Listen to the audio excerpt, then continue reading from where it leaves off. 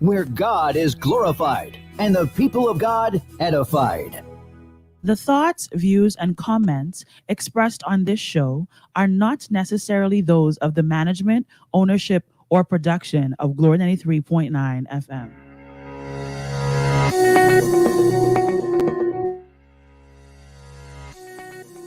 Today can be the turning point in your life by making a simple decision. Fundamental questions of navigation. Where am I? Where am I going? And how do I get there from here? I invite the leaders of our planet to ask themselves these three questions before they make any crucial decisions. But if you don't make decisions, you're going to stay right where you are. We are all map makers. We are in a time of transition. If we're going to change, we have to change the direction that we're going. Our planet needs leaders who know where they want to go. When we change the direction we're going, then we want to make sure we're going in the right direction. Leaders who can see the big picture. Because if we're not, we're going to either go backwards or we're going to stay where we are. Recognizing the psychological and the spiritual shifts and changes that need to be made, often from the inside to the outside. To be able to shape your future, you have to be willing and able to change your paradigm. Complex journeys require navigation. The path to the truth is one such journey. This is your GPS. Hairstyling services provided by J.D. Edwards Salon and Spa, Palmdale Shopping Plaza, Madera Street. Accessories provided by Chevette Williamson Jewelry. Standout jewelry for standout women. Wardrobe provided by Bahari Bahamas. Visit shopbahari.com.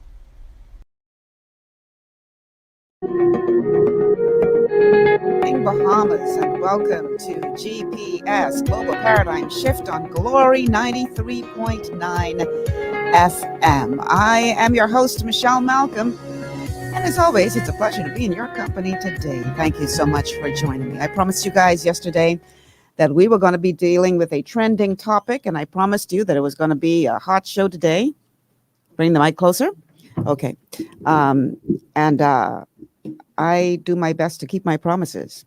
So today on GPS, we are going to be discussing the topic. Is there something fishy about the Fisheries Act? We are going to be talking to men who are involved in the fisheries industry on both sides of this debate. And some interesting things I think are going to come out of this conversation. And my hope is that at the end of the day, it'll be more than just a conversation, but it will fall on the ears of the persons responsible for fisheries in the country, with a view to making sure that everyone involved benefits at the end of the day. So before I introduce my guest, I will tell you how this show, the concept for the show came about. Somebody sent me a very lengthy clip, actually. What I did was I cut it up and pulled a couple of sound bites from it. But it was a clip by a gentleman by the name, I eventually found out, Ronald Labranche, who is a fisherman here in the Bahamas. And he was expressing some concerns about this Fisheries Act 2020. And I listened to the clip and I thought, wow, this is interesting. Sounds like a good show. And so here we are today. And so before I go ahead and bring my guests into this conversation, let's go ahead and listen to a portion of that clip that will sort of lay the foundation, and then we're going to dive right in. Let's go to clip number one. You probably heard about the non-Bahamians not being able to be engaged in commercial fishing, And you probably heard a lot of people that support the bill and people that don't support the bill. And we've been caught in this tug of war back and forth about the non-Bahamians being engaged, and that's been the highlight of the fishing bill. But after reading in depth and dissecting the whole bill over and over again, I realized that the non-Bahamian factor was only an illusion. You have to pay attention to what I'm getting ready to tell you. Fishermen, whether you're from Freeport, Acklands, wherever you're from, pay attention to what I'm getting ready to tell you. I'm gonna give you some facts. This facts will probably open your eyes to see what's really going on. And the next couple of days, they will be holding a meeting in Fishery. And this meeting is about giving out license for condos, artificial reefs, cedars, traps, etc.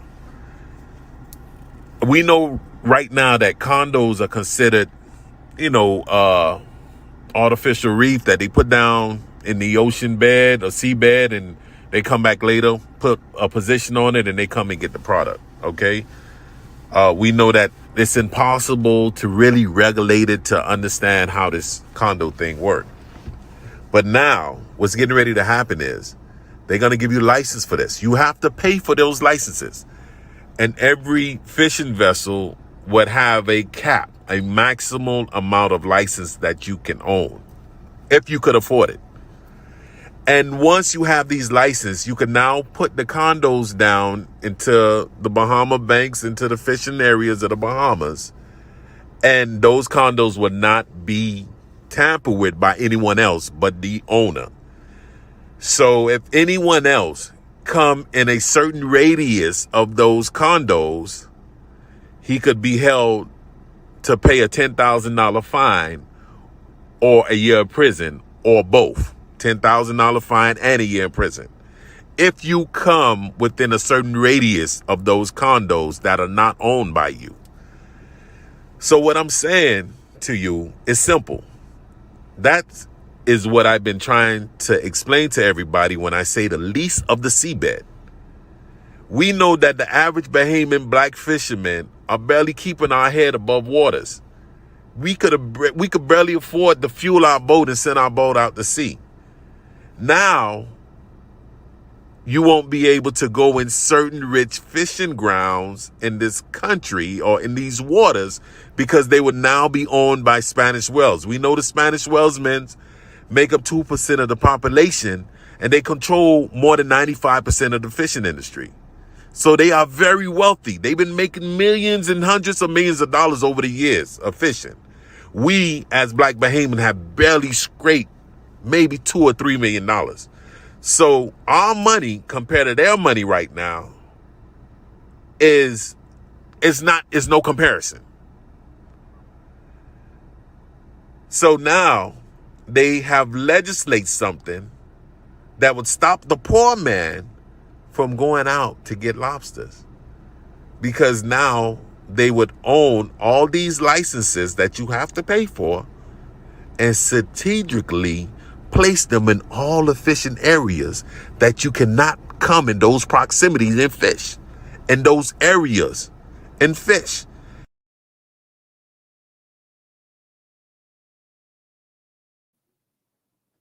Okay, so that's the voice of Ronald Labranche, who's a fisherman. We're going to bring him in as well as all of our other guests. So let's go ahead and do that. Now, Ronald, I was asking you for intro information and you never sent it, so you got to introduce yourself. Good morning and welcome to GPS. Go ahead and introduce yourself to our audience, please. Yeah, good morning. How you doing? I'll turn on my mic right now. We can hear you fine. Okay. Go ahead. Yeah, my name is Ronald Labranche. I'm a stakeholder of the fishing industry. I'm also a community developer and an entrepreneur. Okay. It's my pleasure to be on this show, Ms. Malcolm. Welcome to the show. Also joining us this morning is Paul Miallis. Paul is a commercial fisherman, owner of The Boss Lady, a mango farmer, law student, policy activist, and founding director of the National Fisheries Association of the Bahamas, where he currently serves as secretary. Paul, thank you so much for being on the show today. Thank you for having me, Ms. Malcolm. All right. Also joining us on the show today is Prescott Smith. Prescott is the president of the Bahamas Sports Fishing and Conservation Association, president of the Bahamas Fly Fishing Industry Association, and he says he's passionate about a model of conservation that truly empowers ordinary Bahamians to use the resources in a sustainable way. Prescott, welcome to the show. We can't hear you. You're muted. Unmute your mic. Yes. There you go. Good Now we can morning. hear you. How are you? Great. How you doing? I'm doing pretty good. Thank you for having me on the show. Okay. Thanks for being here. One more person to introduce, and I don't see his camera, but I see he's on the stream, so we're gonna head and see if we can get him on. Louis Pintard. Louis, looking for his introductory information. He's a 63-year-old Ragged Island fisherman, Louis Pintard Jr., and a member of the Bahamas Marine and Mammal Association. Mr. Pintard, are you there?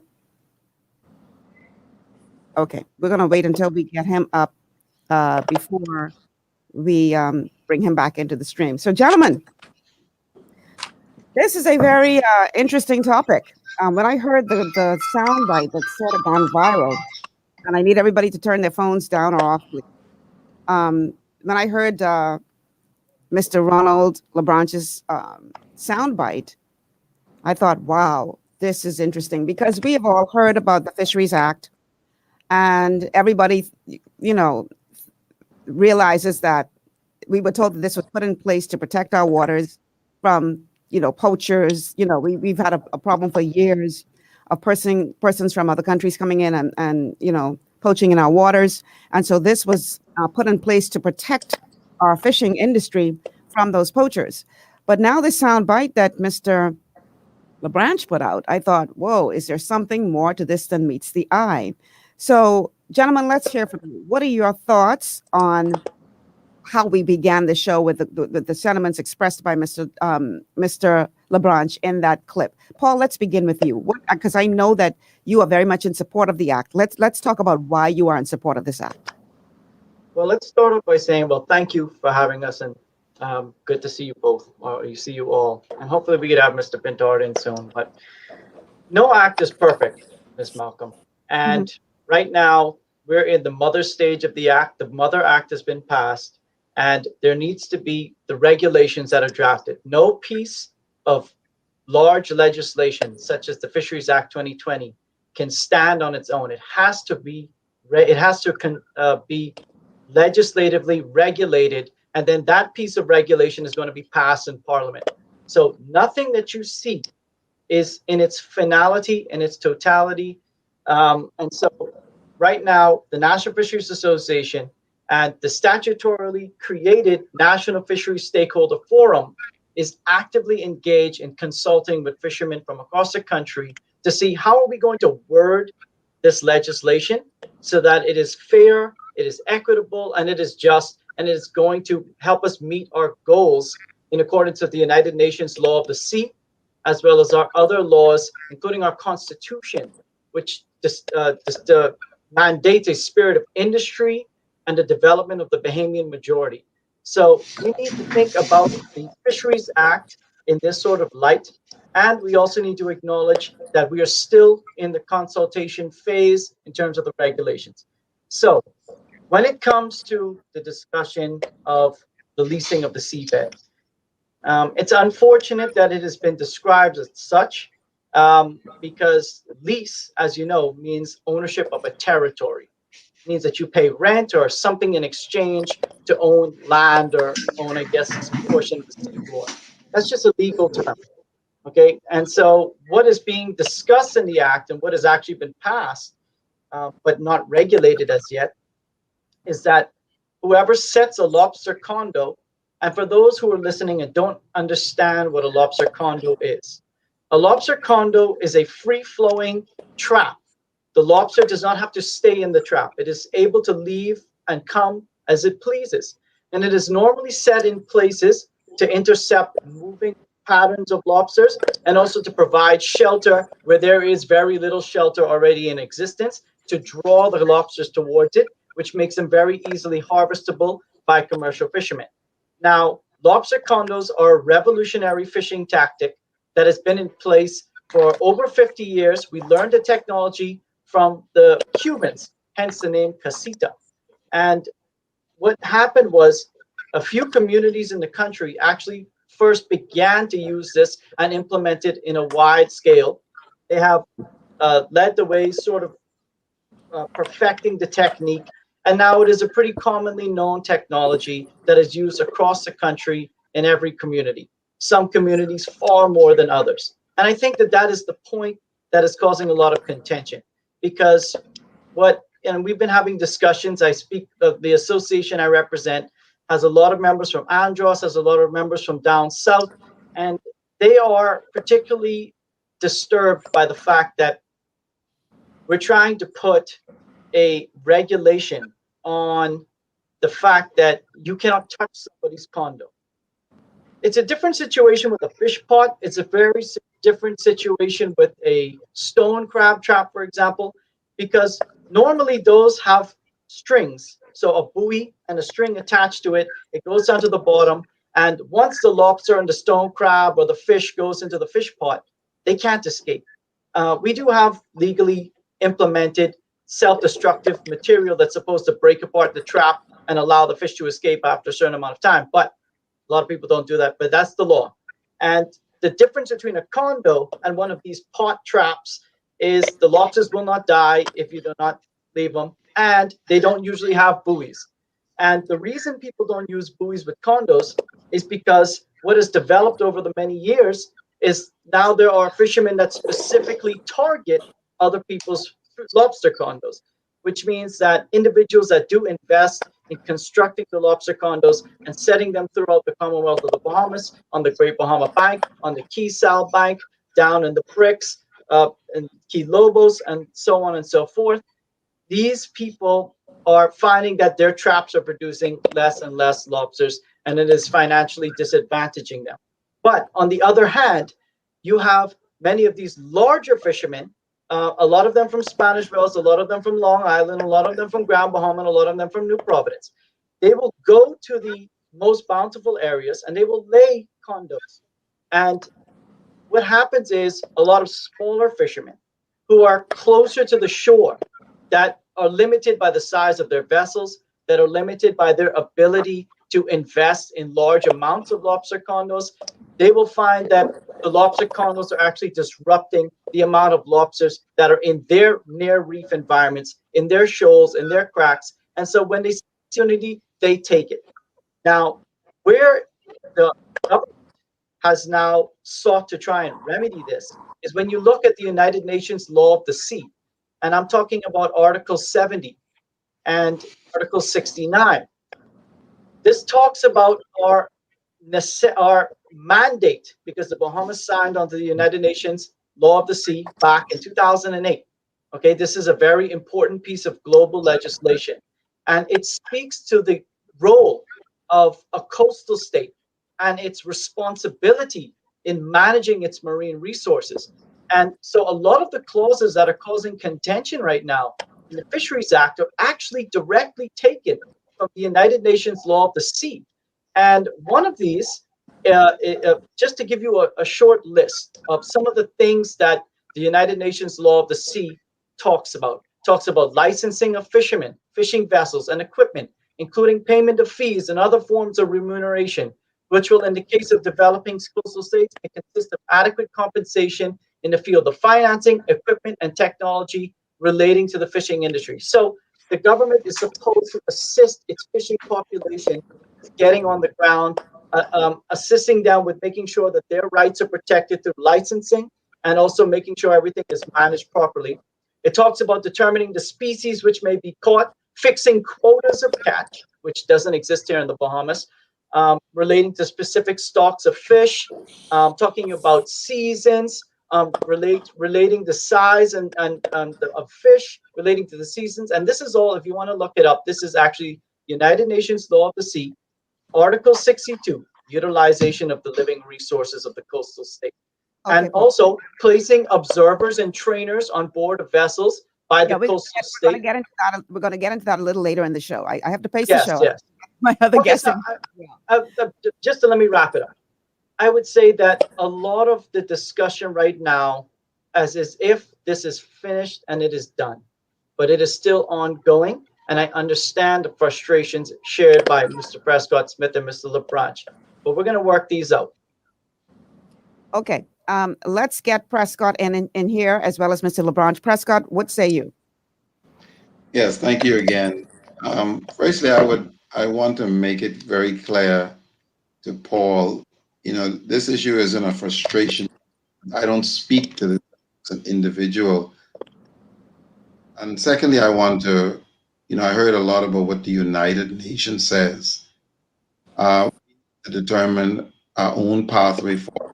The United Nations does not have the credibility for standing up for the exploitation of countries all over the world when it comes to indigenous people. And so for me, the issue before we even talk about licensing of condos, let's talk about the far deeper underlying issue. How does these things impact our environment? And are they benefiting local coastal communities? What impact do they have on the seabed? What impact does the material have in terms of resources? And then how that impacts humans? The only thing I'm hearing is individuals talking about how it can increase, personal profit. But at the end of the day, I tend to hear the whole issue. And so many persons raise to me from throughout the Bahamas because Michelle haven't been in the Defense Force where I would board these boats. I part of when a condominium goes on a turtle grass bed, and then all of that area particularly dies, and then how many years it takes to recover. Issues relating to our fisheries beyond this specific thing. And so, to me, let's talk about the elephant in the room. More resources are extracted out of our country through illegal poaching with the recreational fishing industry, more than all fishermen in the Bahamas, the Dominicans, and the Hondurans combined. But nobody wants to talk about that.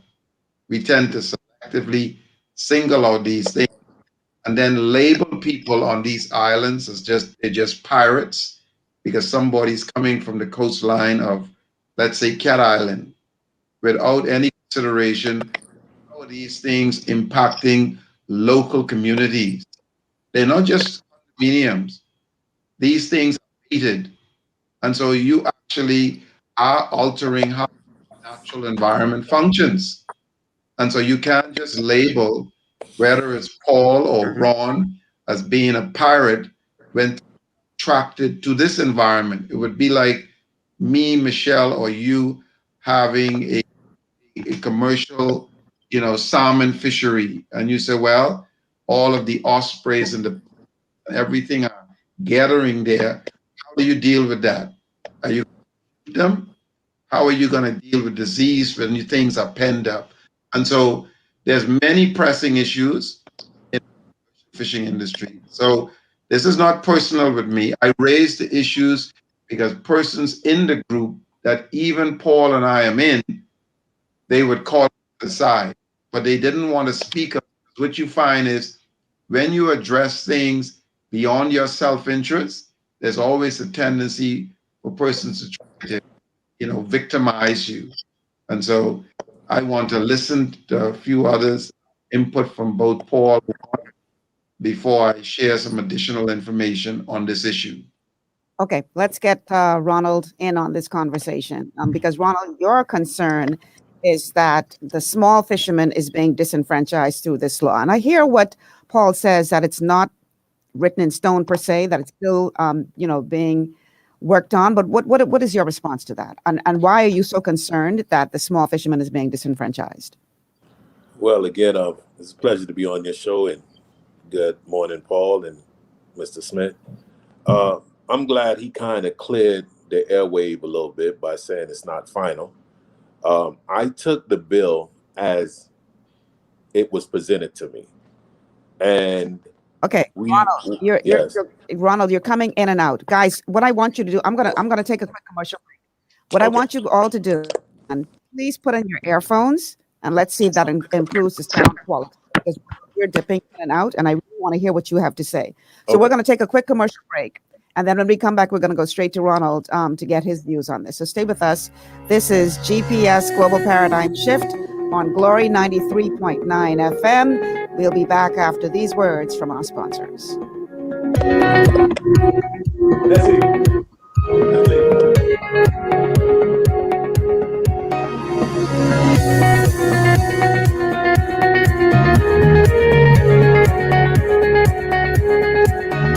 Ocean blue with the best in seafood, hey, hey. Fresh out the water and affordable too, yeah. We got fish, conch, lobster, shrimp, everything you want. Ocean blue got it. Ocean blue, friendly and clean, best service you ever seen. Ocean blue is the best in seafood, yeah. Fresh out the water and affordable too, yeah. Ocean blue seafood, we are here for you. Ocean blue seafood, no one else will do.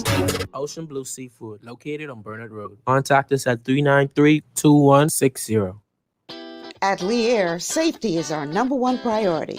Flying since 1996, we offer scheduled flights into Fresh Creek and Mangrove Key Andros and Great Harbor Key, Berry Island, twice daily, 7 days a week. Affordable charter services are also available to anywhere in the Bahamas and the Caribbean. Lee Air Charter Services. Call 225-3267, 702-7127, or 322-1317 for reservations. For all your building needs, it's Carib Construction and Project Management on Gladstone Road. We build it all: schools, homes, hotels, and more, including structures requiring a Phase 3 electrical contractor. We also provide project management services. The first step towards your dream building begins at Carib Construction and Project Management. Call us at 376-1556 or 341-4466. To stay healthy, it's crucial to make sure you get the nutrition you need every day. But it's difficult to get all your recommended vitamins and minerals from food alone. Even in the United States, 94% of people are deficient in at least one nutrient. Beyond Tangy Tangerine 2.0 by Longevity is a simple, convenient, and affordable way to help your body get the essential nutrients it needs. It's an advanced plant-driven multivitamin mineral complex that contains certified organic whole foods, trace minerals, and antioxidants. BTT 2.0 supports your body's natural defense system with a proprietary blend of energy-boosting and body-loving nutrients, plus prebiotics, probiotics, amino acids, and enzymes that support digestion. With an unusually high ORAC score of 8,000, you get even more antioxidants to help combat free radicals that can cause damage to your cells. But to get the most benefit and value from any multivitamin, your body must be able to break down the nutrients so you can fully absorb them. Otherwise, they'll just pass through your system without doing any good. Beyond Tangy Tangerine 2.0 was specially formulated with synergizing cofactors to ensure you get maximum nutrient absorption. Beyond Tangy Tangerine 2.0 is the easiest way to give your body the balance and complete daily vitamin mineral supplement it needs for optimal support of your overall health. To learn more, contact your Longevity associate.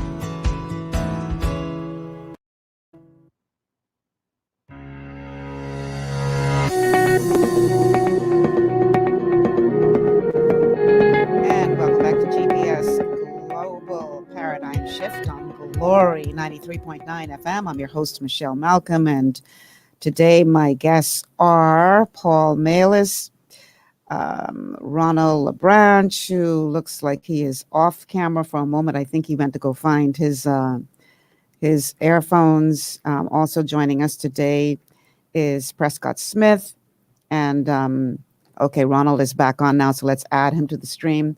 Gentlemen, welcome back to the show. Okay, so prior to the break, Ronald, I wanted you to weigh in on what we have discussed thus far and talk about why you are especially concerned as it relates to how this act is going to impact the small fishermen.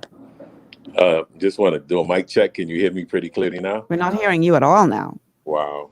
Okay, now we can hear you. Okay. Yes. I'm like I said, I'm kind of happy that Paul might have cleared the air when he said the bill is not final. I took the bill based on what was tabled and passed. And my concern was at the time, we were not part of the development of the bill. We was pretty much, when I said we, I have a couple of colleagues that we are part of a group, and we were not involved in the development of the bill. And after the bill being passed, we were concerned because the bill at its state that it's in right now would pretty much disenfranchise me and my colleagues. And that was the headline when I was talking about earlier in my speech about the non-Bahamians not being able to engage in commercial fishing when the boat is owned by a Bahamian. That was my concern. But later, after dissecting and going through the pages, I started to become a little bit more concerned because, Michelle, right now, the fishing industry, to be engaged in commercial fishing, the price tag is affordable for small fishermen to be engaged in this commercial fishing.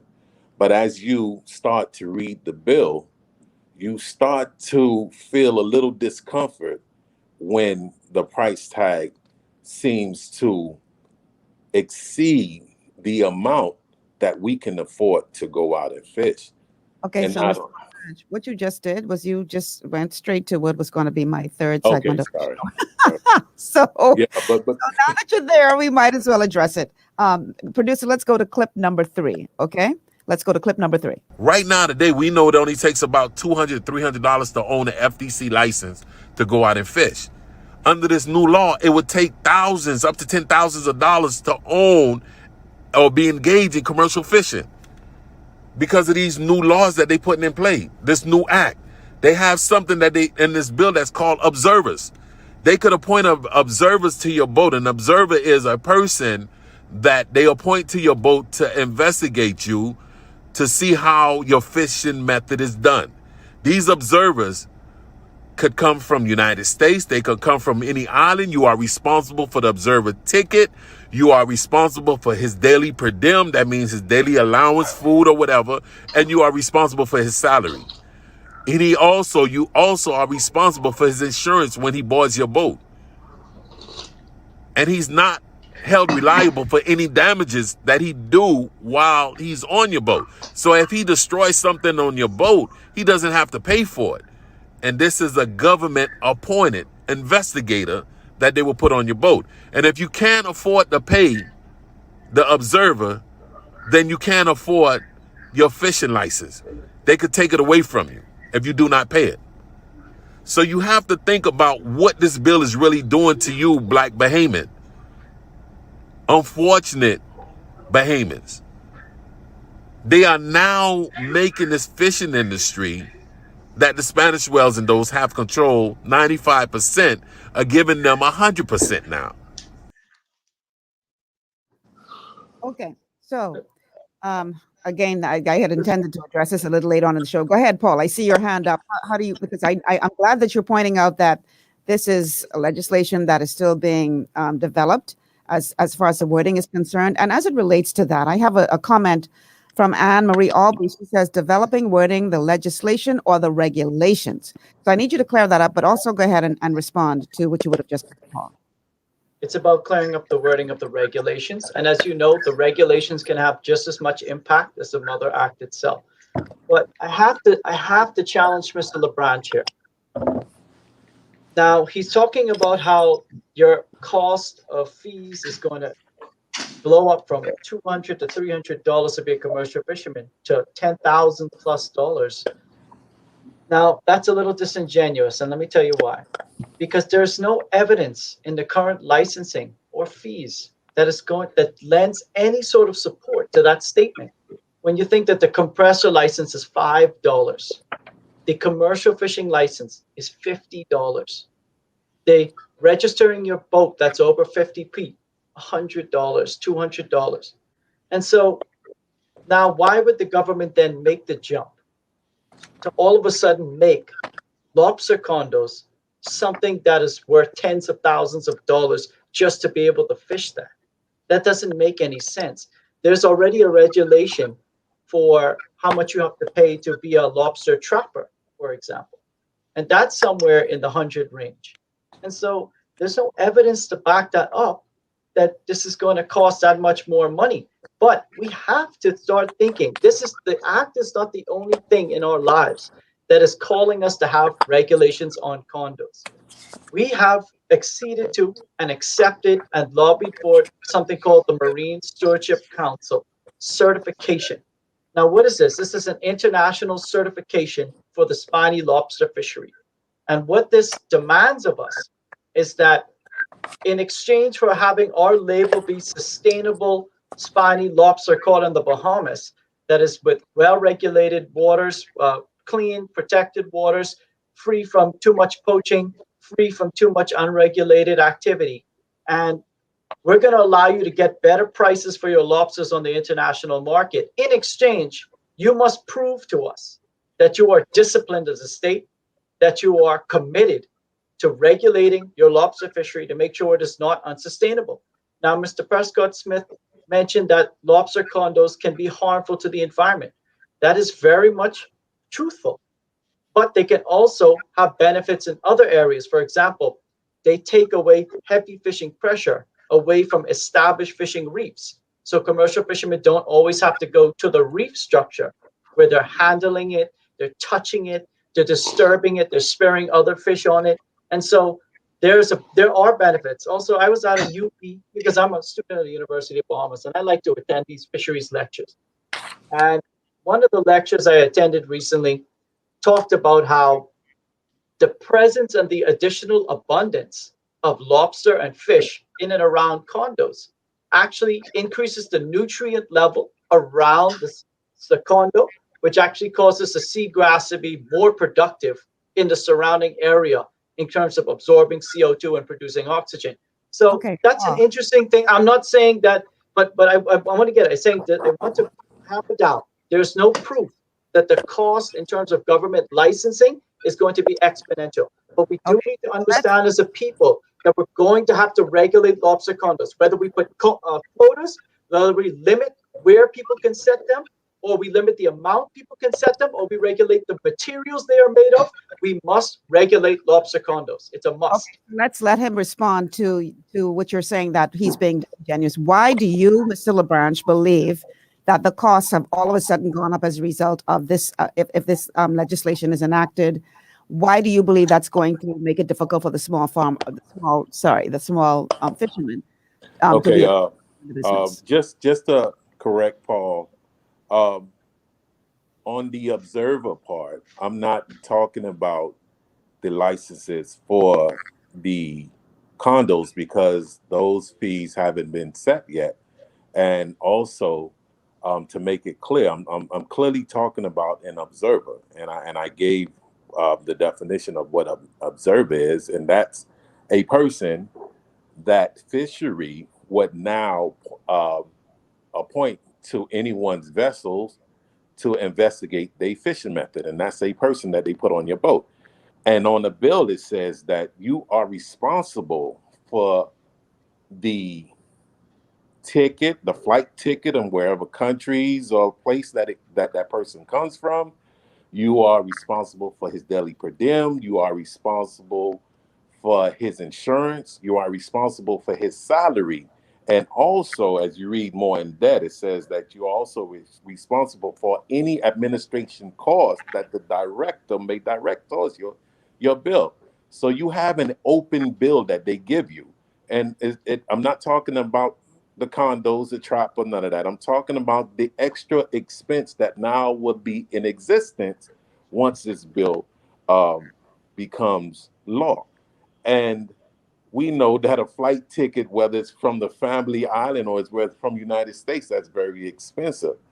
And to hold a boat owner or a person responsible for an investigator that the government puts on your boat, I think that is kind of ludicrous for me, or ridiculous. And that was a great concern for me because we know the cost of travel, the cost of food. Once you enter the Bahamas, we are the third most expensive country in the world. And those costs can be off the Richter scale, if you agree with that. And that was my great concern in regards to that section of the bill. It's a complete different section that we are talking about. And yes, it is very concerning because we know fishing as it is right now, and Mr. Prescott and Paul can attest to this, that we base our finance based on our catch. So it's not an automatic income. And if you go out and you catch nothing, you make nothing, you'll be in the minus.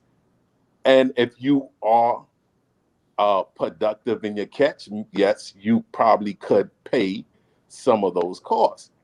And in the bill, it says if you cannot afford to pay the observers, they could take your license away. And like I said, it's an open bill. And that is my great concern. Mm-hmm. Okay, go ahead, Prescott. Yes. Again, I want to be clear to the Bahamians who are listening to this. The issues that I'm speaking to, where are they coming from? Firstly, I was in entry 20 in Defense Force, and most of my squad mates are either commanders, still in the Defense Force. I also speak from the historical background from the beginning of the Defense Force and the experiences out to sea. And so I don't want, Paul is giving you some information. I don't like Bahamians just getting snippets. They ought to get the whole story when it comes to this issue as it relates to condominiums. So if I was to ask a question, for the last 50 years that condos have been put on our seabed, we know the materials, the different types of metals, and yet there is not a single example of anybody cleaning up all of this material that in most cases can be destroyed just in one hurricane season. And so the issue about how we regulate these condos, we know that it's a must that our whole fishing industry needs major attention. It cannot just be to service small special interest groups. And so I have always been concerned about these issues, hearing from many different sectors throughout the Bahamas, from Inagua to Grand Bahama. And so that is the position of which I speak from. And when somebody is talking about licensing a condominium, and then all of the stereotypes that go along with who's a pirate and who's not, well, who is to say that the people who are putting 1 million condos walling around Andros, that they are not pirates? Just because they paid for the 2x4 or the sheet metal, it does not give them the exclusive right at the end of the day. Michelle, if you, Paul, or Ron plant 100 mangrove trees along the highway, all of a sudden you're going to say because they're bearing that they're exclusive property. The seabed in this country belongs to all the citizens. And so what this fishery bill is exposing, it has to do with anything to do with our resources in this country that have always been dealt with, catering to special interest groups, whether we're extracting the minerals, whether we're dealing with our freshwater lands. And so my issue with this fisheries bill is I am a huge advocate. I want to see the fishermen to reap the profits, but they cannot be, a vision in their approach, because you can be creating a lot of profits. Let's, for example, at my fishing lodge, but yet I'm closing down all other fishing lodges in the Bahamas. And they are just selfish people. That's the nature. I have them in my family. I have many friends who just only gonna think about themselves. But I choose to be the opposite. And so my issue for raising these concerns is because I know the history of this industry. I know that Paul might not want to share with you that every time the lobster season open up, the purchase of bleach goes up about tenfold. I know when we used to board the boats on the Defense Force and my colleagues, that there were fishermen, whether they be from Andros, Long Island, Spanish Wells, the bleach was in the 5-gallon fuel containers. And so we have many issues in this industry, and to just be pointing the finger and saying that it is just this condo issue and who's the pirate and who's not, it is disingenuous, because I am quite aware of the whole history of this industry, how when we boarded a boat from Spanish Wells, they didn't want you to come on the boat. I know the racial issues, and I have very good friends in Spanish Wells who are not like that. I have persons in Andros who might be picking up the baby lobsters and they're shelling them. We have to speak honestly about these issues because no island is perfect.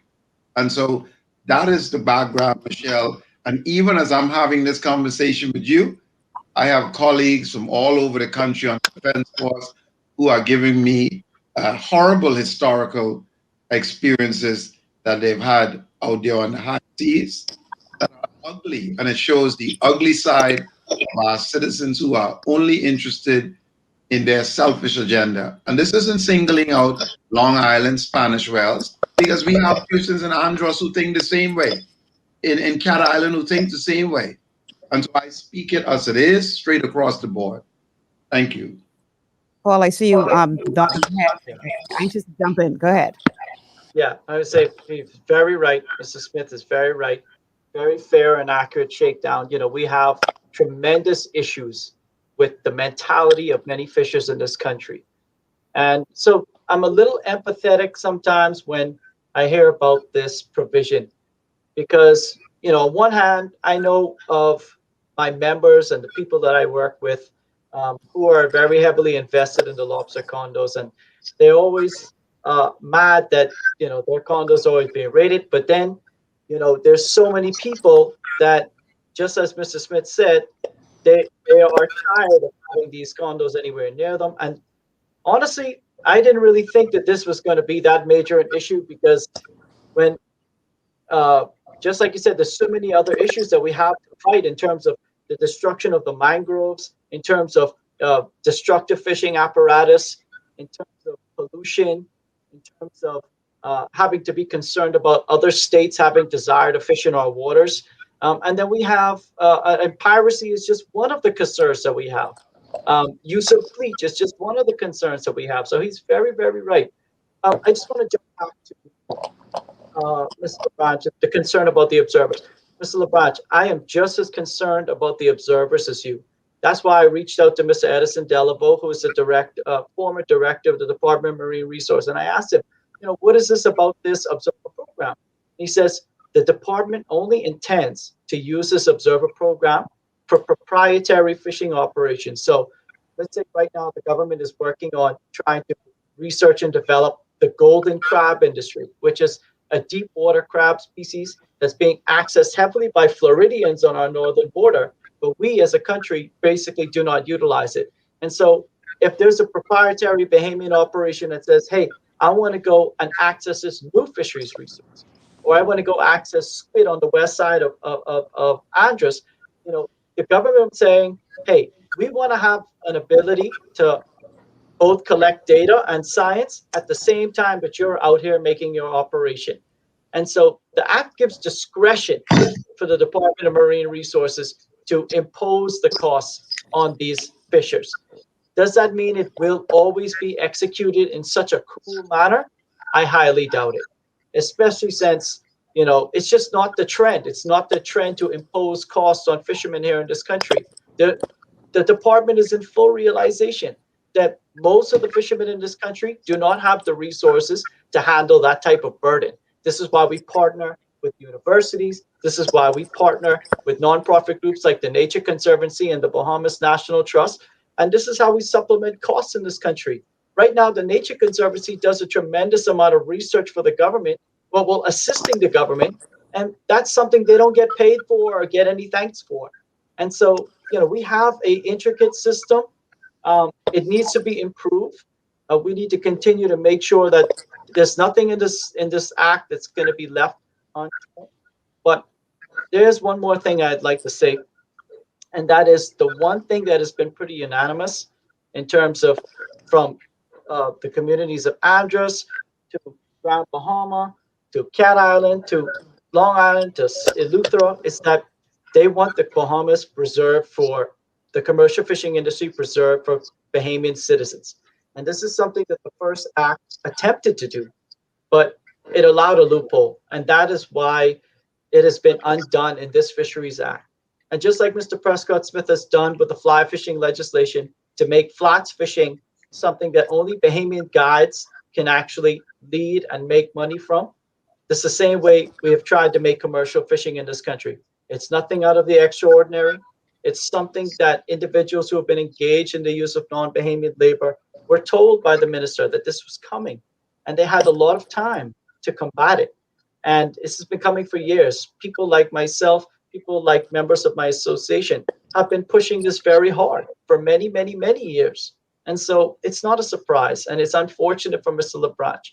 I do feel for him, but he's got to have to find a way to use Bahamian labor moving forward with this business.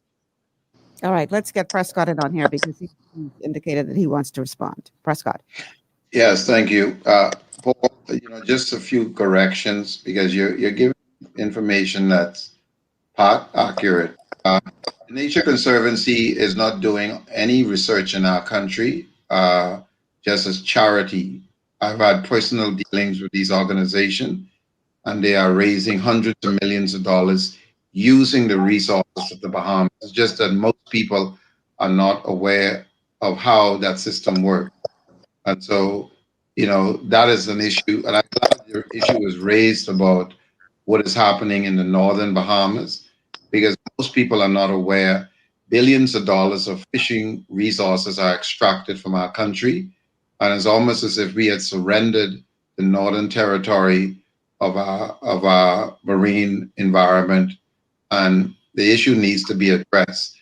Lots of marine resources are extracted, as I pointed out, from swordfish, the very deep water group of species. And we tend to talk about something, the Nassau grouper, and while so much times more being extracted, whether it's Mystic grouper, Warsaw grouper, and the list goes on. And again, it's like the exclusive club. My issue, Paul, another thing I want to clarify, as president of the Fly Fishing Industry Association, I don't have any selective agenda. The issue with fly fishing was about not pushing for exclusive for Bahamians. It was about how do you develop a model in our country where you're empowering the local. And so if the industry is controlled by the Americans and the Canadians in terms of the global market, then Bahamians should have a legitimate opportunity to build the local side of the industry, because my agenda then and now is how do you protect the number one marine nursery system in the Western world. And I found, Michelle, that it cannot be done, even in this commercial industry, if we do not empower Bahamian commercial fishermen, but educate them to the whole issues. I took many persons who are commercial fishing, introduced them to fly fishing, because I realized that we cannot just be focusing on lobster and conch. We are putting too much pressure. We have to look at it holistically. We have to look at the block nursery system in the country so that there can be more lobster, there can be more conch, more grouper. And so I don't like it when it's a very narrow approach taken to this issue. A University of the Bahamas ought to be fully engaged in this. And I will say in defense of Mr. Delaveau, final comment for now, because I want to listen, is the former director of Fisheries. He took a very broad approach to this and educated myself. This bill came about with lots of consultation, but you're always going to have interests who are going to be pushing their individual agendas. It was no different for us in the fly fishing legislation. Many guides as I went around training other guys, Michelle, they were complaining that you're sharing this information, you're going to cost us our job. They never looked at the big picture. And all I'm saying to the fishermen from Andros, Eleuthera, Spanish Wells, let's look at it and not making each other enemies, because if the communities are suffering from this, maybe we should be pushing other training to get them into deep water fishing so that you don't have these wars taking out place here about who's going in each other condominiums. And Michelle, I went on an exchange to Belize, and the head of all of the Cuban fishery were there. We went down there, and what was so powerful to see the #1 Cuban commercial fishermen were there. The head of all of their departments, which were all females, and the information they shared with the government of Belize, it helped dramatically improve the industry, because one of the complaints they had was how the baby lobsters being in their specialized traps. So they showed them to look, if you increase it by so much millimeters or centimeters, then they can crawl out. And so these are the kinds of ideas we need to come together holistically to address many, many pressing problems in our industry, and not just be pointing a finger and calling each other criminals. And so anyone take that approach, I take serious issue with that. Okay, gentlemen, we have to take a break. When we come back, we're going to look closer at how this will all be legislated, how it will be managed, I should say. How are they going to monitor all of this? We're going to look at that, and we would love to hear from you, our audience. And when we come back on the other side of the break, I'm going to look at some of your comments from Facebook, but we'd also like you to call in, for those of you listening on radio, or if you're on Facebook and you want to have your voice heard, give us a call, 828-3543, 828-3543 is the number to call. 828-2543, 828-2543 is the text line. So go ahead and give us a call. Get in on this conversation. We're talking, is there something fishy about the Fisheries Act? That and more on the other side of the break. Stay with us.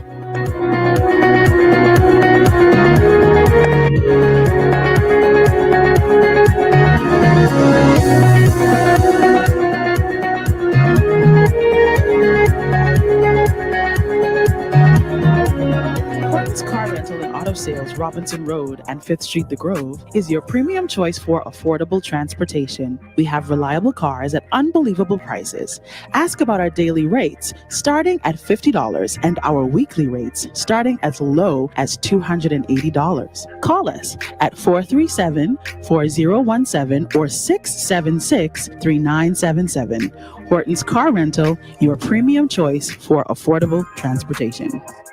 Looking for an extraordinary junior high school with caring, qualified staff and affordable tuition? Then come visit us at Elite School of Excellence, an affiliate of First Step Academy. ABECA-focused and Ministry of Education approved, we foster discipline, integrity, and wisdom while molding our students for success. Call us at 341-8846 or stop by First Step Academy Schools on Fire Trail and Soldy Roads for more information. Escape from the city life to Bacon Air Beach Resort in Pirateswell, Mayaguana. Relax in one of 16 air-conditioned rooms just steps away from the ocean. Enjoy scrumptious dishes in our waterfront dining room. Sip on a tropical cocktail, or if you must, stay connected with wireless internet. Nestled on one of the most beautiful beaches in the Bahamas, Bacon Air Beach Resort offers a unique vacation experience. For reservations, call 339-3726 or 463-0182.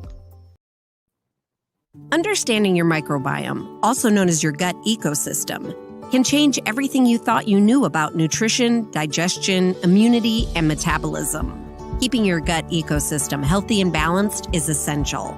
Ultimate Microbiome by Longevity was specifically formulated to optimize this ecosystem. It provides the advanced support your gut needs through prebiotic, probiotic, and postbiotic supplementation.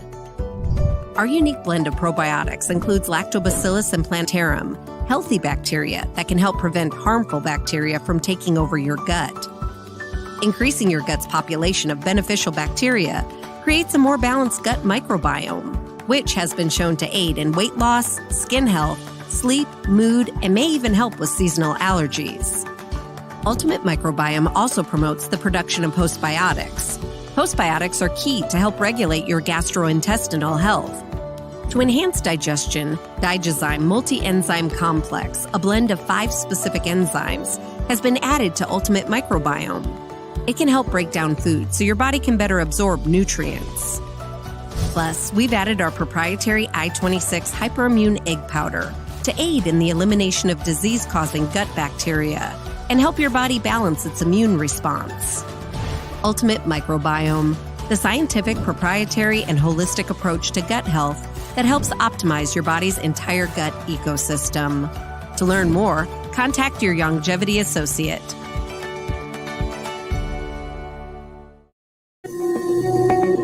And we are back. Welcome back to GPS Global Paradigm Shift on Glory 93.9 FM. I'm your host, Michelle Malcolm. And my guests today are, let's get him in on here, Paul Miallis. Also joining us is fisherman Ronald Labranche. And also joining us is Prescott Smith. We're talking, is there something fishy going on with the fishing legislation, the Fishing Act? Okay, so I want to go to a couple comments from Facebook.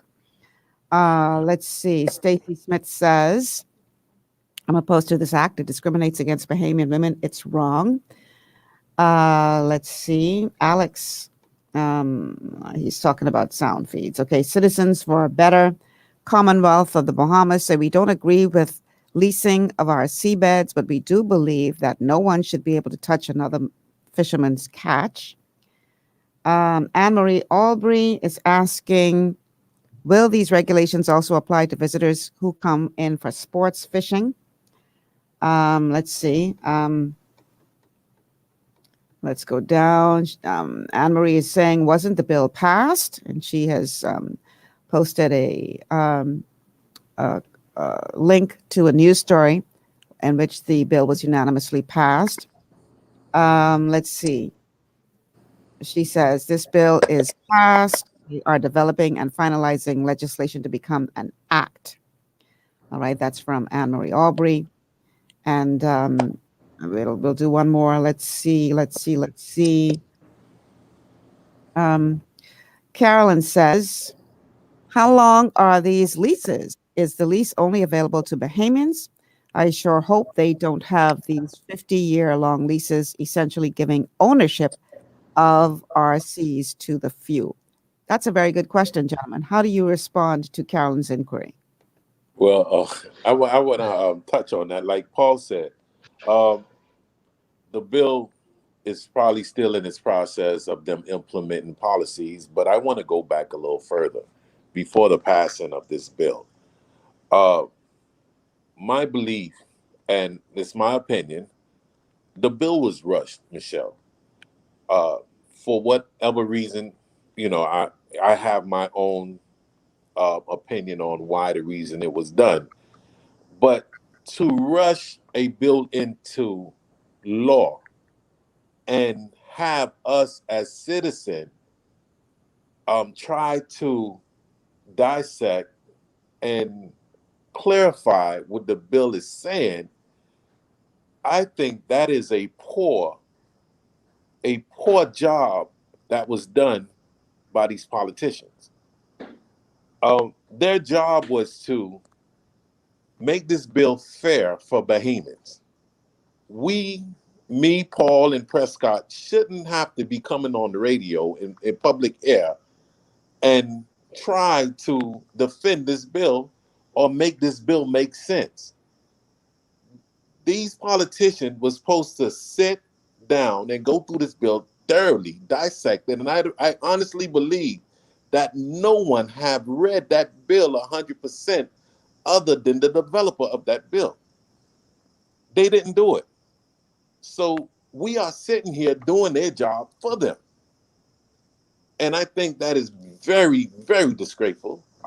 And I'm very upset about it because here you have a former prime minister saying that this bill discriminates against women and children. You have the Honorable Turnquest got up and said, do we not trust our Bahamian women? Because this bill was rushed. They didn't have time to really go through this bill. It was tabled in October, and it was passed. It was tabled in October 2020, and it was passed December 31st, 2020. And the bill was so much information that's not clear, that discriminate, and also violates Bahamian's constitutional right. I think it should have been dissected properly. These politicians should have went through it and took out what they see was not fair or discriminatory, and then pass a proper legislation. I have never seen so unprofessional job done by such people, and I'm not politically tied to no party. I'm a businessman. I'm a swing voter. I vote for individuals based on their vision for the Bahamas. I love country. I love people in country, and I want to see us become the top of the food chain that we can become a part of, because we have the resources. We are a very rich country, and poor governance is destroying us. And this bill is a fine example of such case. Gentlemen, any of you want to respond to that? Yes, Ms. Malcolm. Okay, I see somebody actually mentioned that they're concerned about the lease, and now they're even talking about the extent of the lease. There is no place in the Act that says anything about a lease or a license of the seabed. So you can take that out your mind and throw it in the trash, because it doesn't exist. It's not something that can exist. It's not in the Act. It is not a part of the Act. What they're talking about is licensing a lobster condo at the same level as licensing a fish pond. That's all that is. Okay, and then you have the issue of this act being rushed. This act was not rushed, Ms. Malcolm. This has been in the works for over a decade. Commercial fishermen, such as the ones I represent in the National Fisheries Association, they wish that this act could have been passed the second that they put it on the table. Now, everything in the act is not going to make everybody happy. There is no piece of legislation in no place in the world where everybody in an industry is going to approve of it. None of the Long Island fishermen agreed with the stoppage of the fishing of the grouper school. But that is something that took place, and to date, we're starting to see the benefits that it has reaped on the grouper fish stocks. Now, what is the benefit of the act? Let's talk about how it's going to help the poor man, how it's going to help everyday fishermen. It mandates that we start to protect a lot of these species that are not protected. That's what it's mandating. It mandates that we use science, that we use data, and we need to more tightly regulate the fisheries industry to keep that richness, to keep that bounty.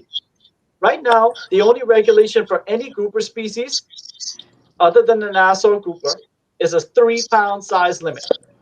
We have groupers such as the Goliath grouper, aka the Jewfish, or the black grouper that can grow to several hundred pounds. But the minimum size is 3 pounds. That's like this big. So we've got to work on all of our regulations, and there's so much to this bill. And I'm pretty sure Mr. Labranche is right.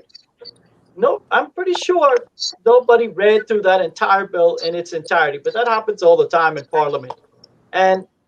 But it was unanimously passed. Opposition and the current administration. And that speaks a lot, because they had a lot of trust in Minister Pintard. Because Minister Pintard did use an enormous amount of resources to have this bill drafted. And the fishermen that I represent, they can attest to that. They're always at the forefront. They're always pushing themselves to make sure their voices are heard. And if this is a lesson to all commercial fishermen across this country, if you do not want legislation that will hurt you or will disadvantage you before you can prepare for it, you must be involved. You must find associations. You must build associations. You must unite and let the government know what it is you want. And you still have the opportunity right now to the National Fisheries Stakeholder Forum to have your voices heard in the actual subsidiary legislation that is to come following this act, because it is an act of parliament. It is legal law, but it will not be enforced until the regulations are drafted. All right. Anybody want to respond to that from Prescott? Yes. The lady asked a question about lease, and we have to really, it can be very a gray area depending on how you respond to certain things. If a person is requiring to have exclusive ownership on a particular lobster thing that lays on the seabed, that is a form of a lease, because the condominiums are not suspended in mid-air. They are on the seabed. And so while these things might not say, well, I want to have a 20-mile zone, if you put 500,000 condos within a 20-mile zone, and each of them have a license, like a lobster trap, my issue isn't just here or there to focus on that. My issue is, where are these things going to be laid? Where is the science to show what is the seabed? And I can tell you this from the fly fishing industry. We do not just run a boat and tear up the turtle grass, because I can tell you, Michelle, I can show you places where big boats have run across, and 5 years later, the turtle grass is yet to grow back. And so there's a lot of research and sound science have to be put into this, and not just make decisions in a vacuum. And that's why, while I support anything that is addressing our fishing industry overall, I don't like the approach of the helter-skelter. And this isn't politics. They did a lot of the same thing with the fly fishing legislation. They passed it in 2017, and Minister Gray was very adamant about doing the very best. But he himself had a lot of pushback from even persons within his own cabinet, because you have all kinds of special interests who want to water things down to just serve the benefit of a small group of individuals. And so it's no different from this bill. I hear people talk about the Dominican as if it's just the Dominicans and but marriage of convenience is not exclusive to Bahamian female and Dominicans. Many Bahamians are marrying Americans, Canadians, persons from England, all over the world to get access to our resources.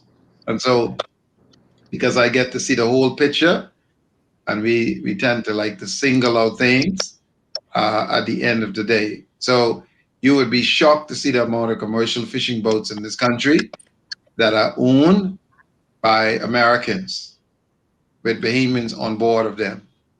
You would be shocked to know, my fellow Bahamians, and see, I saw the dead bodies in the freezers, boats coming from Dominican Republic. We don't want to talk about that. Many of them go back to Dominican Republic as cargo in the freezer, because they die out there with compressors. But you would also know that those boats are leaving Dominican Republic sanctioned by powerful interests. They're not leaving in the dark of night. And there's a huge connection between what happens in Dominican Republic and corruption in our own country with relation to millions of resources at the end of the day. And I can tell you there are millions of dollars worth of lobster extracted from baby lobsters that are sold in bags and bags of meat in Nassau, right, around the Bahamas.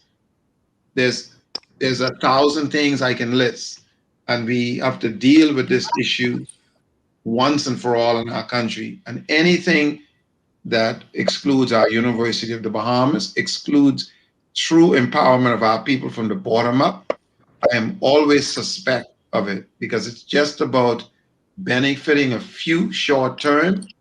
And when this fishery is destroyed and collapse on us, because we didn't think, Michelle, that the cod fishery, there was no end in the United States. For those who don't know the history of Canada, from New York to all of these states, they had the same thing like sponge and money never done.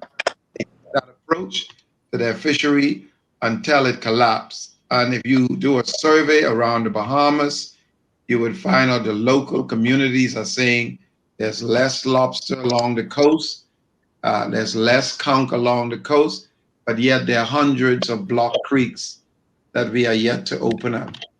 And so I want to take a holistic approach to this issue and not have it being driven by special interests or, political agendas. All right. I want to go back to the question of how this is going to be enforced. I don't know if enforce is the right word. How it's going to be monitored, I think, is a better way of saying it. And I will play one final clip from the sound bite that Ronald had put out to talk about how this is all going to be monitored. So let's go to clip number 2, and then we're going to discuss it. How would the government monitor such activity? Well, fishermen, every FDC boat will now have to put a GPS device on your boat. This GPS device will give your location at all times. The government will be monitoring that. These GPS device, the owner of the vessel have to pay for it. So the government will issue them, will sell them to you, and you have to pay for it. If you can't pay for it, you cannot go out and fish. Okay? That's law. That's going to be the law. The bill has been passed, but it hasn't been given an enforcement date yet. So all the minister have to do is say is I'll enforce it tomorrow or today and effect it immediately. That's all he has to do. So fishermen, understand what's happening to you poor fishermen that support this bill. This was hidden in the bill, so you don't know. See, he knows that you're not going to go out and read this bill. He knows that they're going to highlight the non-fishermen and say that the waters are preserved for Bahamians. The water is preserved for Bahamians, but the elite few Bahamians, the white Bahamians. Okay? We could say that I'm pulling a race card. All I'm doing is giving you facts.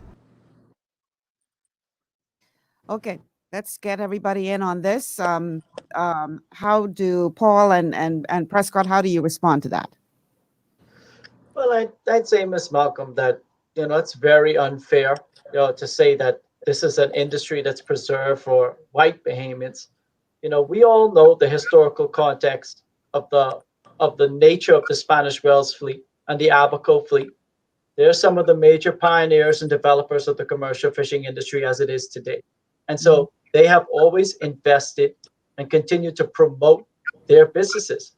When you look at the Spanish Wells fleet, they invest in each other's ships. They hire each other's cousins and brothers and nephews. And so after a while, all that money is just going back into their community, and they continue to be the largest player on the field. And a lot of people think that that's some sort of systemic oppression, but that's them empowering their community.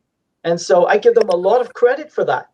But, let's also jump to the VHF sensor, the vehicle monitoring system. I'm actually a volunteer to be one of the first people to put the VHF system on my commercial boat, because I'm not really concerned about where people know I'm going. I'm not concerned that there's somebody going to come and try and steal all my information, because I know our resource department, our Department of Marine Resources, is challenged enough with dealing with the current challenges it has, that this is not going to be something that's used to steal information from fishermen. This is so the defense force and our satellite operatives can actually look and see, okay, if we get a report from one area that there's a poaching vessel or there's a commercial fishing vessel acting illegally, they'll be able to zoom in on the satellite and see, oh, that's an unmarked, unregistered, unsanctioned vessel east of Ragged Island. Bam, head straight there. And they'll know that if they pass 5 registered Bahamian boats on the way, they ain't even going to bother with them because they know that's not the boat that they're looking for. So it's going to help law enforcement. It's going to help people to know and understand and not tamper with or have to bother with our fishermen when they're out to sea. So it's a great thing. Now, in terms of the concerns that the VHF system is going to be used to prosecute people, no, you can't prosecute somebody for being near somebody else's traps. You have to have proof. There's something called the burden of proof in the legal justice system. You're not going to be prosecuted if there's absolutely no evidence other than a stationary hovering over somebody's traps that you had anything to do with tampering with their traps. So the burden of proof is not going to go away. It's not going to lead to the level of persecution that people are concerned about. And so I think that's also an interesting thing. Now, I'm trying to remember, is there before you move on to the next point, Mr. Labranche is eager to jump in there. Go ahead, Mr. Labranche. Yeah, Paul, I understand what you said. I've listened to the minister debate the bill before passing the bill. And I try my best not to spread any lies or rumors because, you could be held accountable for it. On the debate field, when the minister was talking about the GPS system, if I could recall, and again, this is my opinion, what I've heard, he said that you fishers would not have to worry about anyone tampering into your condos, traps, because you could give us the location and we would hold that location secretly. And these FDC boats that have the monitoring device, if they sit on your fishing ground too long, we know that they have tampered with your traps. I don't know if I heard it wrong, but this is what I've heard when he was debating the bill. And I try my best again to not accuse anyone of saying nothing out of context, or I try not to make it sound like it's a malicious intent. I could only give my opinion when something of such measures is said. And that's what I heard him say. And that was his purpose of me. Like I said, that's what I understood the purpose of the GPS device. And let's talk about the GPS monitoring device. All my vessels right now are currently being monitored by myself. I took it on my own notion to have each one of my vessels equipped with a satellite monitoring device that I can see at all times, because it was for the safety of my crew if they encountered bad weather, because we know the sea, when you're out there in the sea, the weather could change at any time. And I put them on there because we always lose the little small boats that we call dinghies. So each one of my vessels are equipped with these GPS monitoring devices. And one thing about those devices, they hold the recording of every passage like a regular GPS forever. So I could tell you what date, what time, everyone that is equipped with that monitoring device, where they went, where they've been, and where they sat at. Gentlemen, we have a caller on the line. I don't want to lose this caller, so let's go to the phone lines. Caller, welcome to GPS. Yes, good afternoon to each of your guests and to you, Michelle Cialan Johnson. Hi, Cialan. Just give me like 3 points. And oftentimes, I think one of the biggest problems we have is that we always have these so-called bills, laws, debates before and after, devoid of the intellectual capital, data, whatever is necessary for us to speak of. Let me first just talk to 3 points. The first point about this bill being discriminatory against spouses. I've heard this argument for the 20 years of being home concerning the rights of women and etc. And just devoid of this bill or anything else, the Constitution gives us the right to create an immigration laws, any defects concerning spouses of Bahamian women. the fact that for 48 years we've chosen not to do anything about it and lie on the Constitution about needing a referendum and all of these different things goes to it. So when you have former prime ministers and others speak to it, it's totally disingenuous. Now, if the processes in immigration lacks functionality, if you can't look at the bill and say the bill discriminates, the problem is that we need to fix the immigration laws or processes or whatever it is that happens. And so you have many of the wives saying, he's been waiting 20 years, he's been doing this or 10 years or whatever amount of time it is. That's an immigration defect, not a defect in this bill. And so to cross-contaminate that conversation so we don't ever have to address the bill that discriminates, if we claim it exists, against my sisters, my mothers, the mothers out there, my aunties, my nieces, and everything. So I think somehow we need to separate the two of them from that. The second aspect of this is, for instance, it's so much that can be done in the use of technology for the management of our resources, something that we have an anti-technology environment in spite of being the most digitally prepared country in the world. And so, again, you talk about the monitoring from the GPS. There is technology, the programming exists where you could anonymize anyone's GPS, but know their rights to be within a certain territory. So, and I understand maybe what Mr. Pintard may have said about a boat being over it. If I have a condo on the ground and we are monitoring our complete exclusive economic zone in real time, right, whether it be by satellite, by technologies, underwater, beacons, buoys, or whatever, I don't need to go to verify that something is amiss with your traps unless you report it as being amiss. But by virtue of every vehicle in our country being mandated to have a location device, allows us to know exactly who was in that particular area at the time that this mishaps or robbery or theft or destruction would have occurred. And so if we have integrate technology in its proper context rather than the Google, I think, I feel, I believe, or whatever the way it functions when it really don't, and embrace the way it could go in that direction, we can. My third point. This is what has always been my argument for the last 20 plus years, is why I've always argued that the entire resources of the Bahamas, known and unknown, tangible and intangible, be surrendered to a sovereign wealth fund. Not the stuff that people discuss around the Bahamas, but an actual autonomous agency that acts as nothing but a bank. And then we begin to see sovereign asset management companies who begin to, even when you look at the fishery sectors, there's so many dimensions to it. These sovereign asset management companies would look to gather information, research, and protectionism, and whatever else that's aligned with it. Yes, we can insert the international organizations, universities, etc., College of the Bahamas or University of the Bahamas or whatever it is.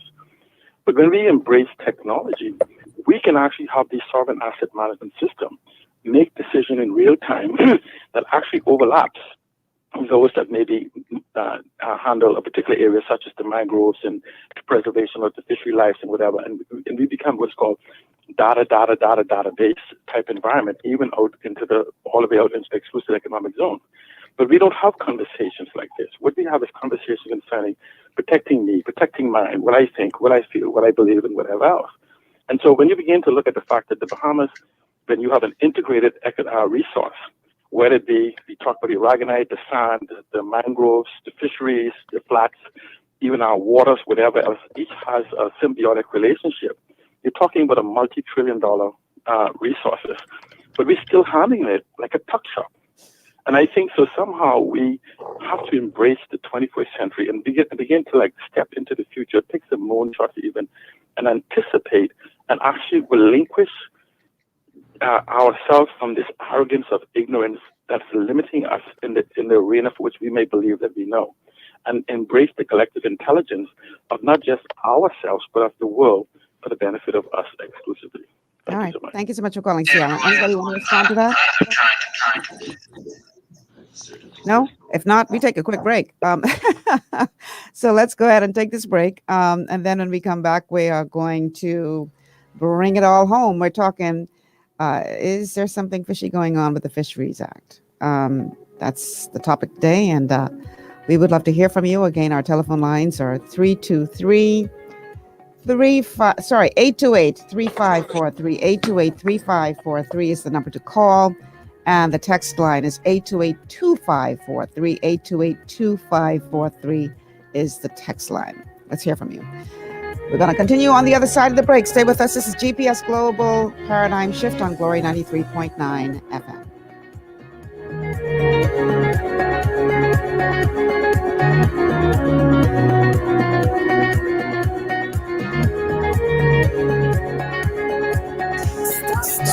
Stop letting these other guys run you hot while looking for ice. No need to check the food store, the gas station, conveniently located around Nassau. Cooler Ice. So for just $3 you can get a bag of ice whenever you want, or refill your 5-gallon bottle for the same $3. The ice machine is closer than you know. Cooler Ice. With locations at Arawak Key, Potter's Key Dock, Montague Boat Ramp, Superwash locations at Prince Charles, Carmichael Road, Soldier Road, Charles Saunders Highway, and 3 new locations: Superwash Nassau Street, Wolf Road, and Gibbs Corner. Cooler Ice Bahamas. Fresh and ready whenever you are.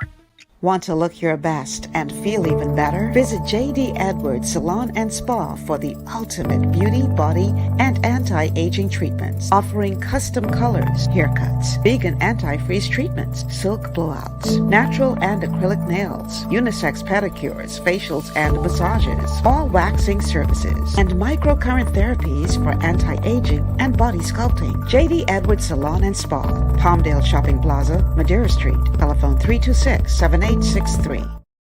Your body's immune system is under constant pressure from things like stress, lack of exercise, and toxins in the environment.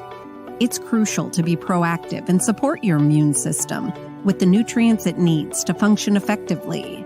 But it's often hard to get these nutrients from food alone. Introducing fast-acting Zinc Plus Immune Support by Longevity. Unlike zinc-only supplements, Zinc Plus Immune Support builds on the proven power of zinc and adds complementary nutrients to give your immune system extra support. Vitamin D helps balance the effects of zinc, while our proprietary blend of natural fruit and root extracts provides the extra help your immune system needs to work against daily stressors. And we've included Longevity's exclusive plant-derived minerals to give your body the minerals it needs, but can't get from food alone. And because Zinc Plus Immune Support is delivered in a great-tasting, sugar-free, berry-flavored lozenge, it encourages quicker absorption of all these nutrients into your body. Zinc Plus Immune Support. Zinc plus the extra support your body needs to promote a healthy immune system. To learn more, contact your Longevity associate. And welcome back to GPS Global Paradigm Shift on Glory 93.9 FM. I'm your host, Michelle Malcolm, and my guests today are Paul Miallis, Prescott Smith, and do we still have Mr. Labranche? There he is, and Ronald Labranche. We're talking about, is there something fishy going on with the Fisheries Act? I'm trying to get Paul in on the stream. Paul, we're not seeing you. I see that you are here, but for some reason, it's coming up blank when I try to bring you up. So I'm not sure what's happening with your camera. All right, the numbers to call once again are 828-3543. 828-3543 is the number to call. And the number to text us is 828-2543, 828-2543. Paul, I'm not sure what's going on with your camera. Can you hear me? I can hear you, but we can't see you all of a sudden when I try to add you to the stream. So I'm not sure why that's happening. But I can definitely hear you. Let's try it again. Nope, still not coming up. So I need you to work on that from your end. In the meantime, we're going to go to a couple of your comments here on Facebook. Let's see what you guys are saying out there. Anne Marie says, how is this act going to address the exploitation of recreational sports fishing? Where is the focus on this? It is very important. All right. Let's see. Donnell Mitchell says, anytime the government passes any act or a bill, it's never to benefit the small man. I think they're trying to take away the independence of being their own boss. Eventually, they might be owned by oligarchy. no more freedom as their own boss. Let's see. Merlene says, Michelle, great show. I must say it is something fishy about Fisheries Act and also about the urgency to take this vaccine. The minister is saying that it will be here by next week. Yeah, that's a completely different topic altogether. Okay, Stacy says, everything this Dr. Minister administration does is botched, can't do anything right, screw up after screw up. Okay, you're getting into politics now, Stacy. Let's see, let's try one more. This one is from Lisa. She says, I do believe that every bill or act that has been passed and enacted in Parliament, the authorities phases it to benefit certain persons in the Bahamas and outside of the Bahamas, but never the middle or lower social scale. If one looks at most of the bills enacted, one will find that they don't have the betterment of the average Bahamian at heart. Okay, let's see if I can get Paul back on. Oh, there he is. He's popped up now so we can see everyone again. All right, gentlemen. So we've only got about 20 minutes in the show, and I see questions coming up as it relates to sports fishing, whether or not this legislation will impact sports fishing because as many of you have pointed out, several of you have pointed out, the tourists who come here are taking more than the Dominicans who come poaching. So will this apply to them? Of course, Ms. Mount. Of course, it's going to apply to them. This bill applies to all Bahamians, and it applies to all foreigners. Now, the regulation on commercial fishing is obviously something that only can apply to Bahamians. So the detail in regulating commercial fisheries is obviously going to be greater than dealing with people that are coming in here on a permit or on a license. And in the existing legislation, there's controls on how much these individuals can catch and what they're allowed to do with their catches. And so we hope that in the new regulations and this is something that I am personally and my association is going to personally be pushing for, is to hold marinas better accountable for the people that come in and actually bring in and display fisheries resources that may be in violation of the law, and their role in terms of educating the tourist fishers that come into our country and actually mandating or explaining to them our fisheries laws and make that a part of the curriculum. And then also, I believe that we should have a reduction in the catch that a lot of sport fishers are coming in and being able to take. Because there's a lot of them that are coming in, they have the right to take 16 pelagic fish, 60 pounds of scale fish, 10 conch, 10 lobster. That's a lot of fish for a commercial fisherman, a small fisherman out of West End or Sweetings Key, or that's a lot of fish for a day. And so that's a lot of competition that we've allowed to be in our country, and for such a pitifully nominal price. I mean, we've got the current legislation. The fees are ridiculously low. And you know how a lot of fishermen avoid paying the really high licensing fees? They simply have one or two less fishing rods, and the legislation allowed them to avoid paying thousands of dollars more in licensing fees per year because they had a couple less fishing rods. And so our new regulations need to be drafted in such a way that eliminates that loophole, eliminates all of these loopholes. And that's something that the fisheries regulations is supposed to do. But the Fisheries Act absolutely enables that to take place, and there's nothing that's stopping us from doing what's right now. All right. Prescott? Yeah, I want to address an issue that is not very popular to speak about. And when Ron called the issue about whether it's black or white Bahamians, I know it's uncomfortable to speak the truth, but we know the history of our country. So to deny that the whole issue of economics in this country was driven by race, racism has always been about power and control. And our economy is structured still on that model, but does it mean that there are not good people in different islands who could be Caucasian Bahamians? Yes.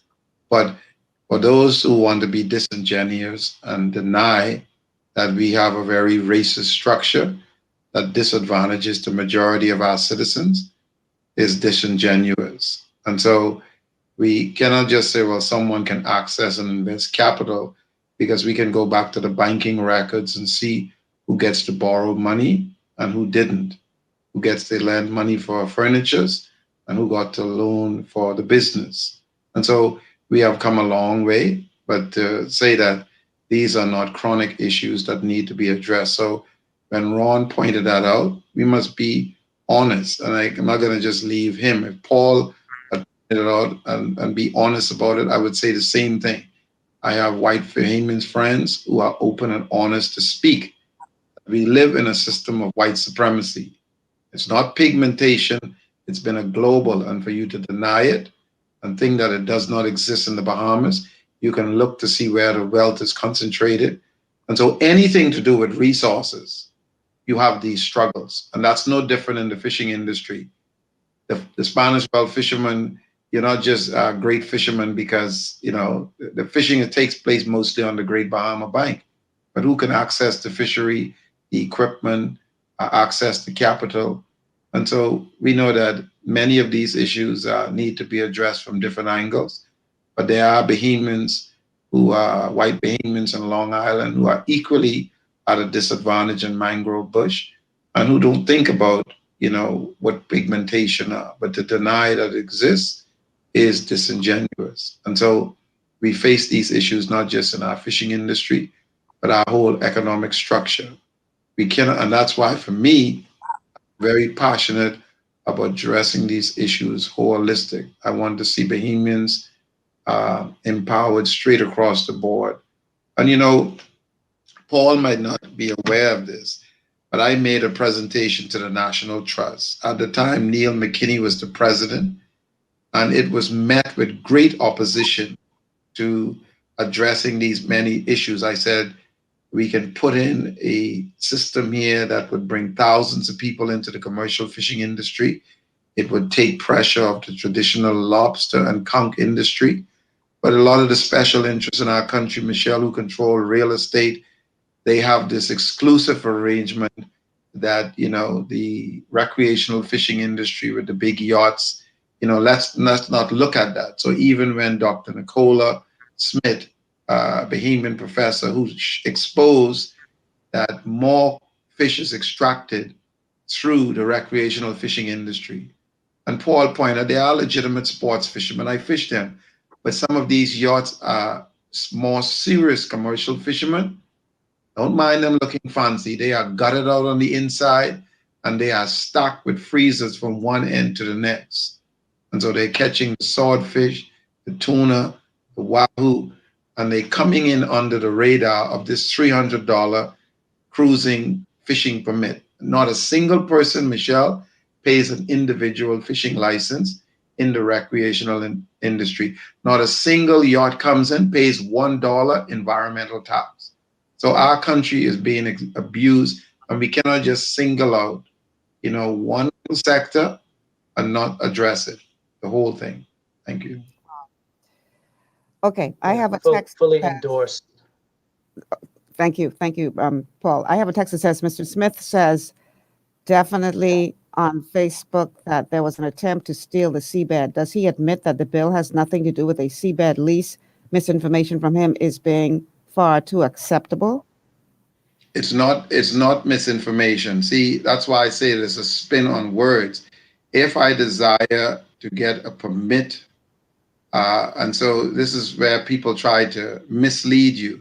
If I desire to get a permit exclusively for a condominium, that condominium is resting on the seabed.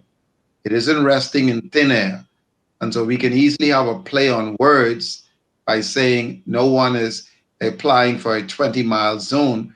But if I lay those condominiums within a 20-mile radius and I have an exclusive license for each one of them, and so I'm all for someone who puts a lobster trap out there with a buoy. No one should be encroaching on those persons who make the investment. But it's a gray area, Michelle, because once you go beneath that seabed, who is to say that I can then lease a particular coral area or a shoal area? And the list goes on and on and on. And so the fisheries laws does not, and it's a gray area that's being, it's like you want to address a particular problem, but that's not the real solution. So I understand where the concerns are coming from with the encroachment, But my approach is through example. I've been involved in training of hundreds of fly fishing guides. Many of them were commercial fishermen who now enjoy catch and release, and they have no interest in going out on the banks anymore. And so I think we have to take that approach to addressing these problems. So I am not misleading Bahamians on that issue. I just give you the whole thing and not use these play on words. Okay, go ahead. Malcolm, We're going to come to you in a second, Paul, but I see Labranche has his hand up and we haven't heard from him quite a bit. So go ahead, Mr. Labranche. We can't hear you. I don't know what's going on your end. We can't hear you. Okay, I'm not sure what's happening. It might be your internet connection. Paul, let's go to you in the meantime while he's sorting that out. I was just going to say, maybe he's not being disingenuous, but he's just mistaken. When you move a lobster condo, it's the area that the lobster condo was once on, because lobster condos move around a lot in storms. They get towed away by other fishermen. That area where the lobster condo was is no longer has any relevance to the lobster condo whatsoever. So it's not the bed that's leased. It is strictly the condo itself. And there's nobody that's telling you you cannot lay your condos directly across the path of another person's condos. So it is really specifically looking at making the item, the condo itself, the unit. And once that thing breaks apart, the bottom from which it used to lay on has no relevance to that person anymore. There is no lease. That's all I'm saying. Okay, I think he's having some issues getting on because now his video is gone as well. So hopefully he will sign back on. Okay, I want to read a comment from Carolyn King. Carolyn says, let's remove Mr. Labranche from the stream in the meantime until he comes back up. Carolyn says, this will be like the slick law that stops Family Islanders from getting sand from their shores. Instead, they have to buy sand in Nassau and transfer it to the islands. Just cray-cray. All right. Thank you so much, Carolyn, for your comment. Roger Burkon says, great show, great guest, and a timely topic. Well done, Michelle Malcolm. Well, thank you so much, Mr. Burkon, for tuning in and being a part of our discourse today. Let's see. Stacy says, will we agree with every bill presented? No, but when the bill discriminates against its own Bahamian women, it needs to be revisited and revised because it is wrong. Carolyn Stubbs says, Mr. Prescott is on point. Okay. And let's see. Felicia says, Mr. Smith, you are truly what the country needs at this time. Please, if you haven't as yet, consider running as an independent for Andros. This political season, eh? And Lisa says, well said, we cannot bury our heads in the sand like the proverbial ostrich and turn a blind eye to the facts that the white Bahamians are given more privileges than black Bahamians. It is a fact and nothing but the truth. Okay, we see that Mr. Labranche is back. Mr. Labranche, you wanted to say something? Yes, you can hear me now? Perfectly, yes. Okay, yeah, back with the lease on the seabed. Again, the bill talks about being certain radius from certain traps at certain sector of the bill. But now what's happening now, what I've been dissecting is now being said that it's not final. They'll make some adjustment. And when I made the voice note, we only got information from Fishery what their intentions was, and that was to sell licenses to condos that sit in the bottom of the seabed. And once you sell a license or give somebody a permit for something, and then says that, you have to stay a certain radius from it, is clearly the lease, a lease that's being done, even though it's not worded that way on the bill. So Prescott was right. It is a lease. It didn't, they haven't finalized or decide how it would be done. And now I'm hearing that after my voice note went viral, that they would not do it. So I'm reading something. I've been digesting it, and I've taken it how it was given. And I would like to hear from the minister himself to clarify it for everyone, what the intentions are, and what legislations or policies would be in place that would clarify or stop this division. Because right now, as it speak, we are not together. We are divided in this fishing industry right now as it speak, and it's based on two factors, and it's been going on for a while. It's based, to me, on race, and there's also a second division that is happening based on this fishery bill. And it's been going on for a long time. It just didn't come into existence, like Prescott said, and that division is there. And the sad part is, um, nothing is being done by the competent authority or previous authorities to unite us as a fishing community. Okay, so we Michelle, have can I? 5 minutes left. Go ahead. I'm going to let you respond, Prescott, but also keep in mind that these will be your final comments. I'm going to give Yes. each of you 1 minute. Okay, so let's go to you, Prescott. Final comments on the show. Yeah, and again, thank you for having the show. Let me give you briefly, Michelle, when I came in the area, there were 5 people netting bonefish. And the way I dealt with it is I introduced them to fly fishing. Today, no one is doing it. These guys are earning a living. And I see the same approach to take place in this industry, as Ron pointed out. The division, while the fishermen have these genuine concerns, whether who's going in a trap or who's doing this, there are deeper underlying issues because many persons in these communities, we have to come up with programs through what the organization Paul is in, introduce our people to deep drop fishing, the training programs, and address a lot of the chronic issue that is creating the division, because it's all driven by scarcity.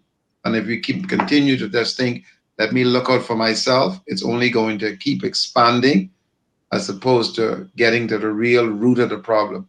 There's enough resources in this country for all of our citizens to be able to earn a decent living and survive in many areas. We just have to take a holistic approach to it and not just think about looking out for ourselves and not worrying about our brothers and sisters in the different islands. Thank you. Okay, let's go to Paul. Final thoughts. Yeah, I just want to say thank you for the wonderful discussion. I think it's been very productive. I just want to tell all the fishermen that are out there listening, please get involved. Please reach out to your community leaders. Tell them what you feel.